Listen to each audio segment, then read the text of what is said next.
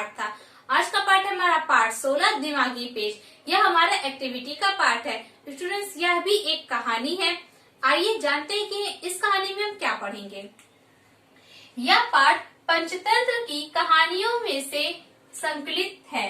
इस पाठ में हम लोमड़ी की चालाकियों का एक और किस्सा पढ़ेंगे।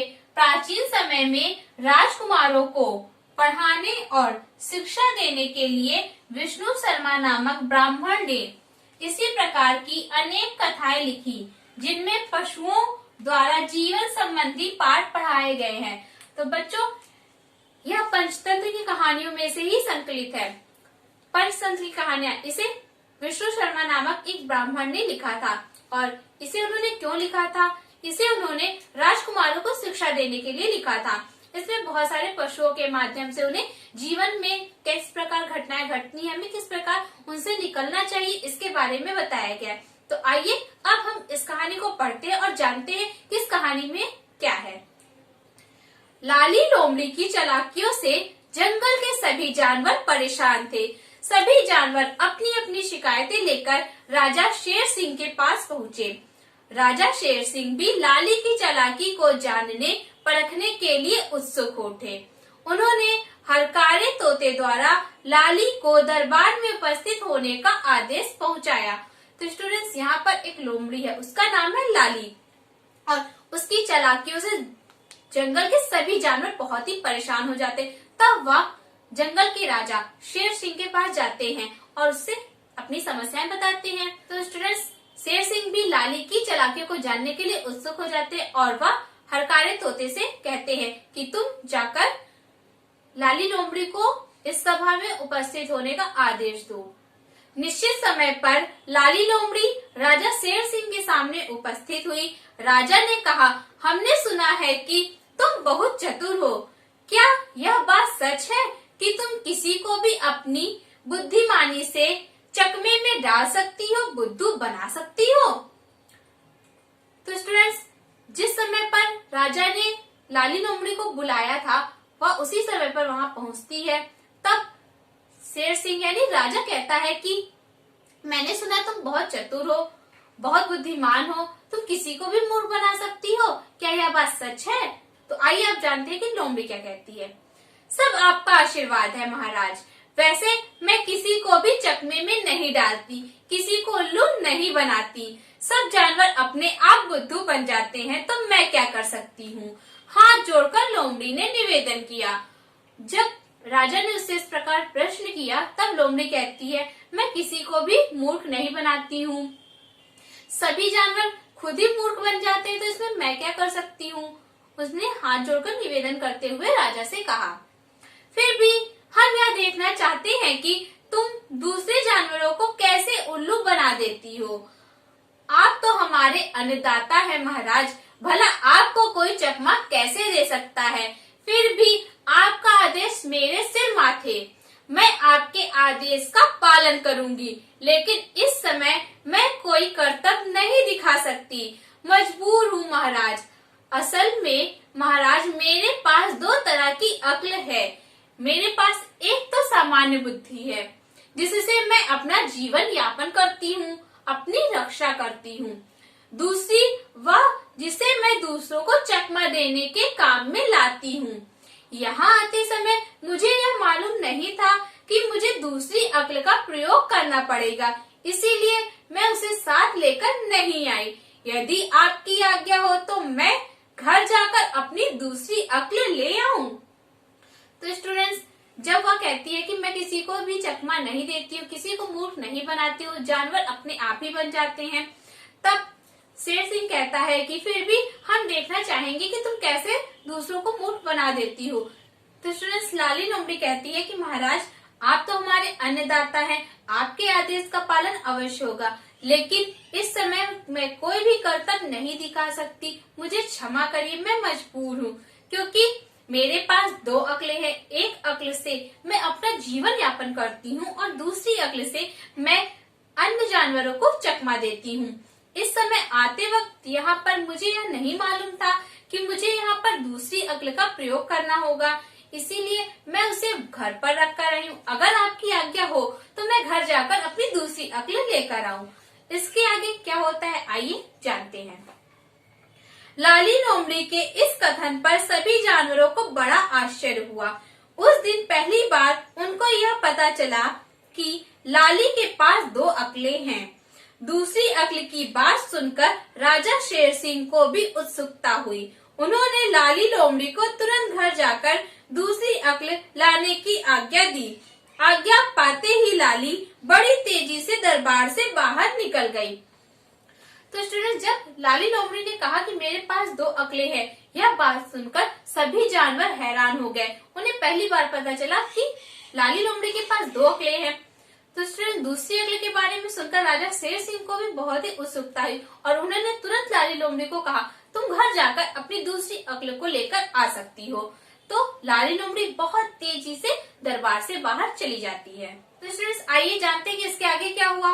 लेकिन जब उसकी प्रतीक्षा करते करते काफी समय हो गया तो राजा शेर सिंह ने हरकारे तोते को फिर उसके घर भेजा।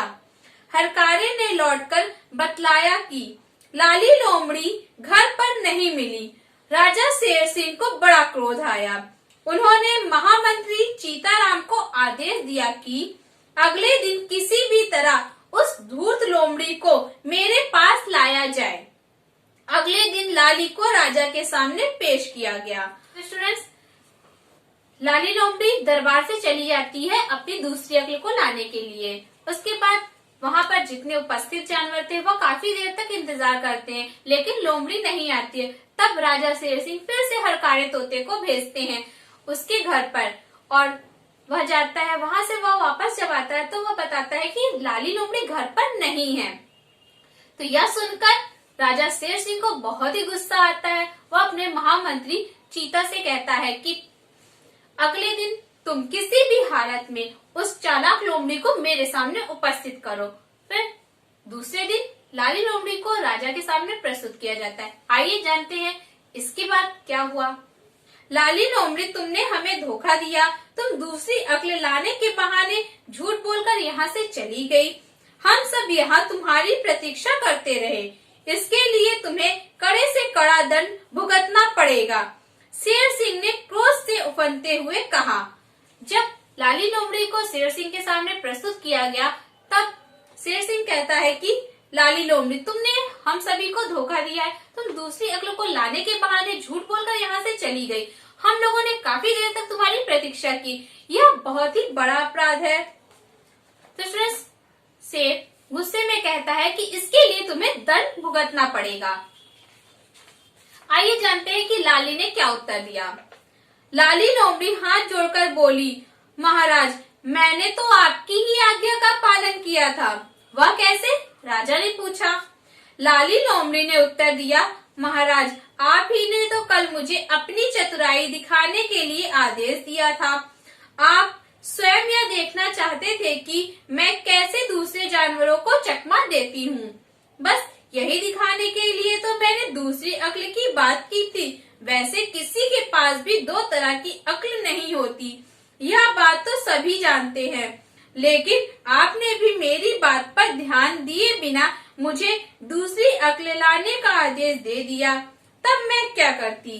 अब आप ही बताइए कि मैं किसी को चकमा कहाँ देती हूँ? बस अपना दिमागी पेच लगा देती हूँ। तो स्टूडेंट्स, लाली लोमड़ी शेर सिंह की बात को सुनकर कहती है हाथ जोड़कर कि महाराज, मैं आपकी ही आज्ञा का पालन कर रही थी। तब राजा कहता, वह कैसे?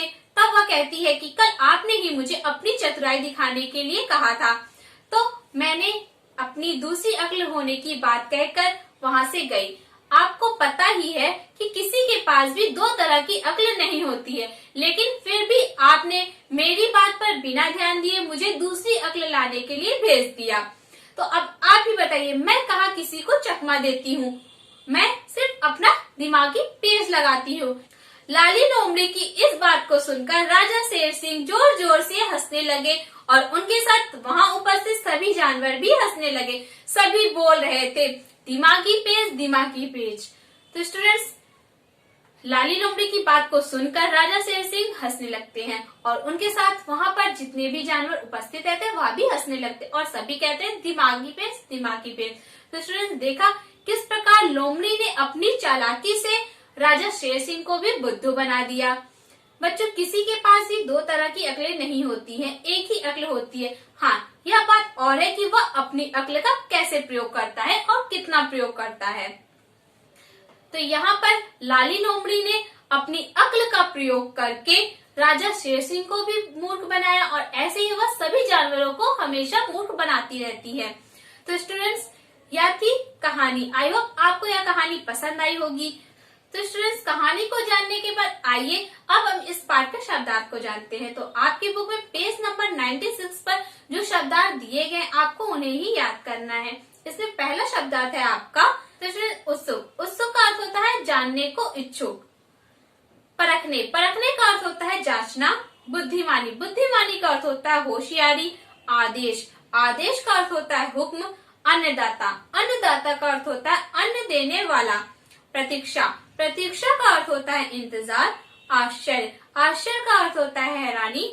धूर्त, धूर्त का अर्थ होता है मक्कार। तो स्टूडेंट्स, ये थे आपके शब्द। इन्हें आपको याद करना और याद करने के बाद अपनी होमवर्क कॉपी में राइट करना है। तो स्टूडेंट्स, कहानी को पढ़ने के बाद आइए अब मैं आपको बताती हूँ कि आपको आज के क्लास वर्क में क्या करना है। आपको क्लास वर्क में इस पाठ के बहुविकल्पीय प्रश्नों को स्वयं करना है और उसे ग्रुप में सेंड करना है। तो क्लास वर्क में आप बहुविकल्पीय प्रश्न करेंगे। स्टूडेंट्स, होमवर्क में आपको इस पाठ के सभी शब्दार्थ याद करके लिखने और साथ ही साथ किन्हीं 5 शब्दों का वाक्य प्रयोग भी करना है। यह आपका आज का होमवर्क है।